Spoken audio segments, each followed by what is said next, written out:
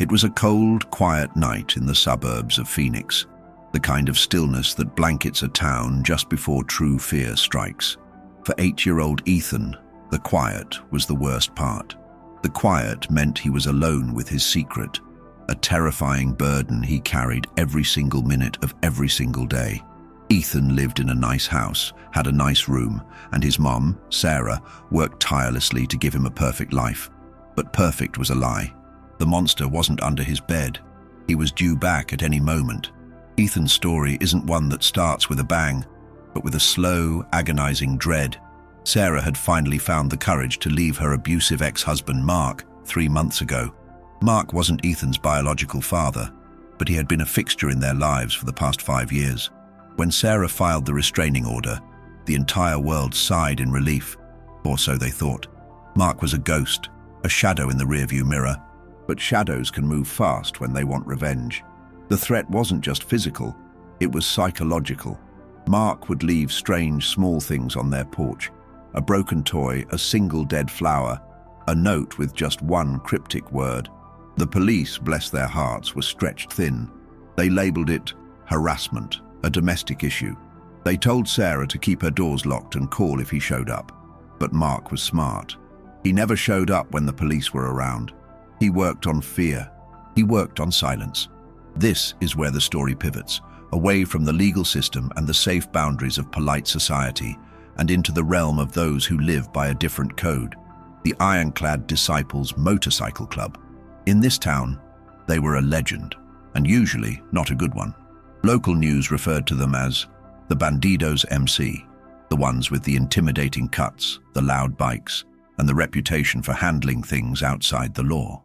They ran the local bars, did their own business, and generally kept to themselves, wrapped in a reputation of being bad, tough, and untouchable.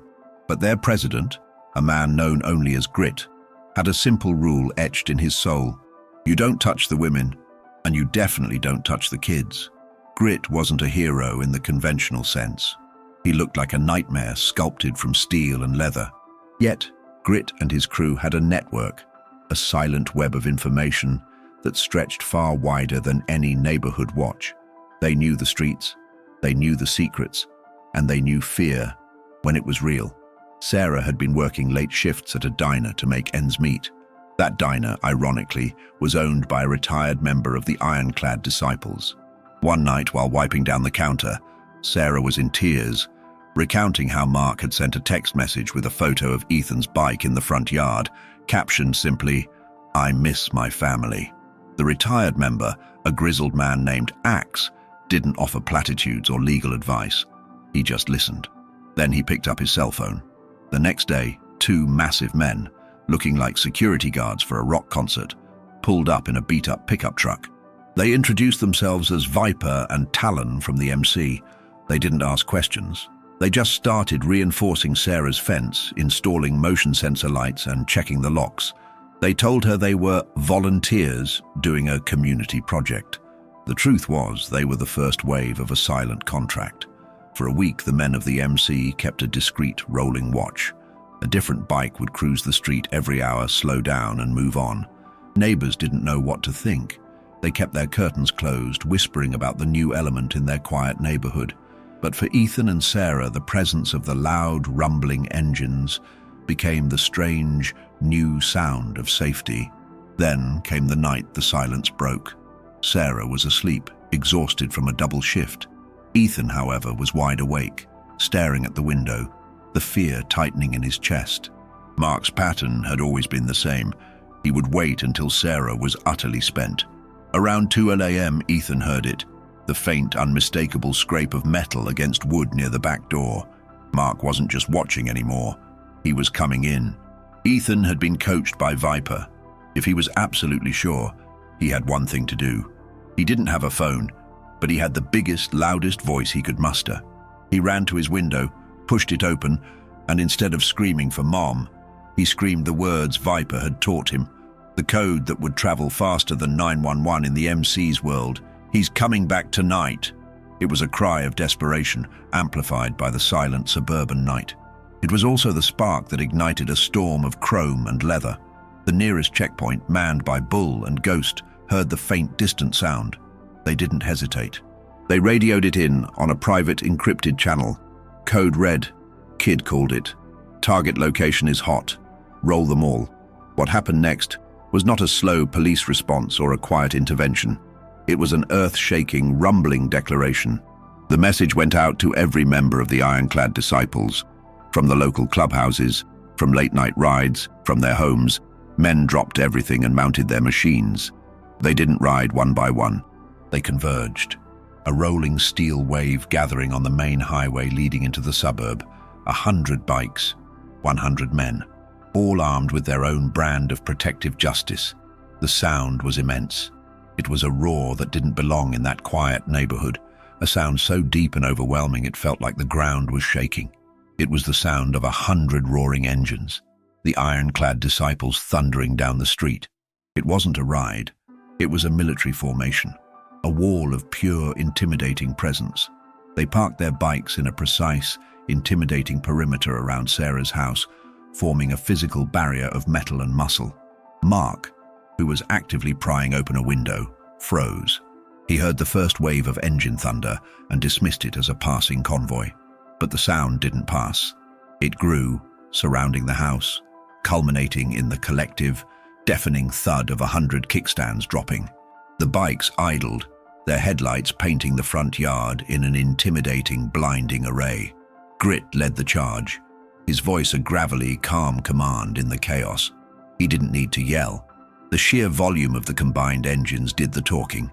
The MC members stood in formation, 100 shadows in the leather cuts, their eyes fixed on the house. Mark, trapped by the terrifying spectacle, knew he was outnumbered. He knew these men weren't calling the police. They were the enforcement. Mark knew this wasn't a bluff. The air thrummed not just with the vibration of the engines, but with a palpable, coiled tension. These men didn't operate on warrants.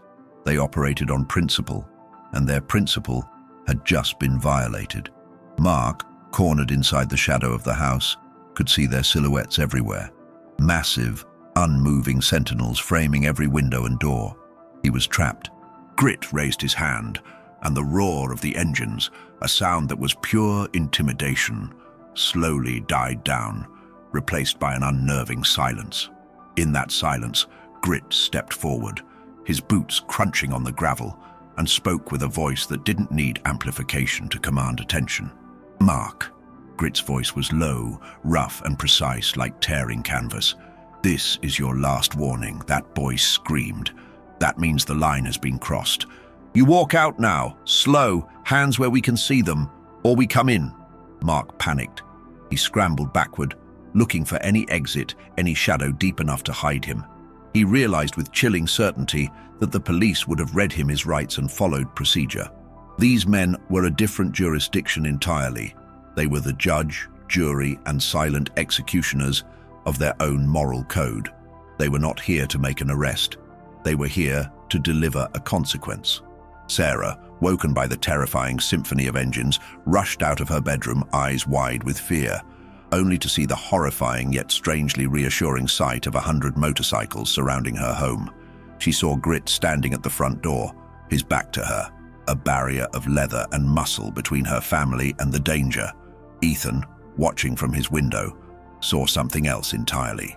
He saw the Ironclad Disciples, the men his mother warned him about, the bad guys everyone whispered about, standing like an invincible army, all for him. In that moment, the terrifying men in cuts transformed into figures of absolute, unwavering safety.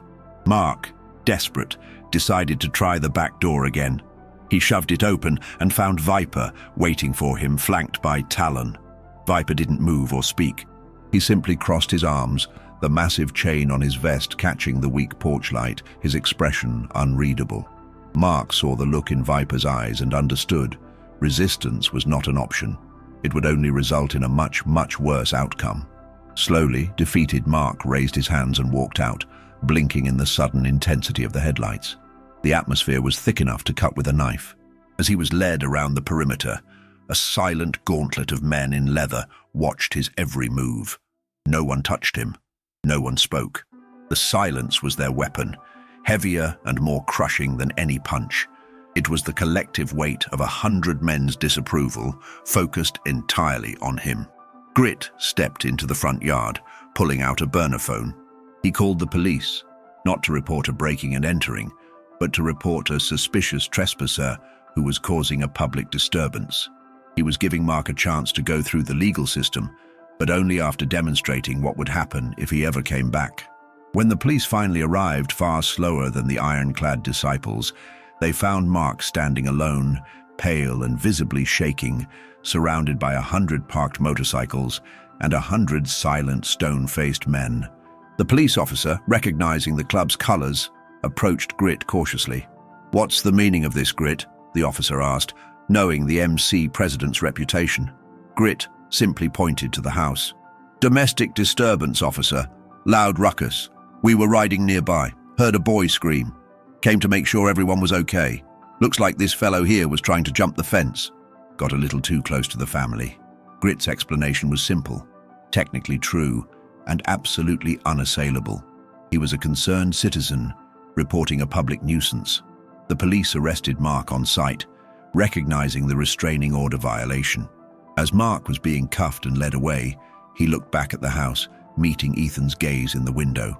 Ethan, no longer afraid, made a gesture of defiance, a small nod of victory. Then, Ethan looked away from Mark and back at the massive men on the motorcycles, realizing that the bad guys were the ones who had finally ended his nightmare. After the police lights faded, the Ironclad Disciples didn't immediately leave. They stayed until the sun started to lighten the eastern sky. Grit walked up to Sarah, who was standing on the porch, tears streaming down her face, tears of relief and exhaustion. "Thank you," she choked out, unable to find words large enough to express her gratitude. "You saved us. You were heroes." Grit shrugged, the gesture vast on his huge frame. "We're not heroes, Mom. We just keep our word. That little guy screamed for help, we answered. That's all there is to it. You won't see him again. Trust me." He didn't explain how he knew Mark wouldn't return, but the implicit, powerful threat in his eyes was enough. Mark had seen the power of the Ironclad Disciples. He had felt the cold, hard reality of their presence. He knew that the reach of the law was finite, but the reach of the MC was not. One by one, the bikes roared back to life, the noise a thunderous promise of protection. The Ironclad Disciples formed a loose convoy and rolled out of the neighborhood, leaving behind the quiet, but not the memory. They left behind a woman and a boy who would forever look at men in cuts and leather not as villains, but as the only people brave enough to answer a desperate cry in the night. Ethan never had another nightmare about Mark coming back.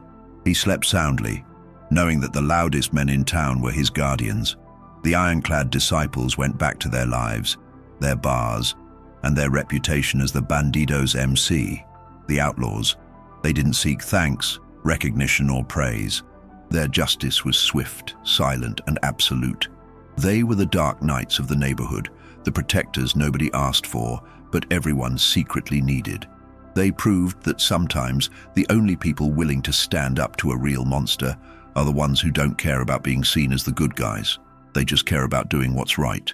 They showed up 100 strong when a boy screamed, and in doing so, they redefined what it truly means to be a hero in the modern world.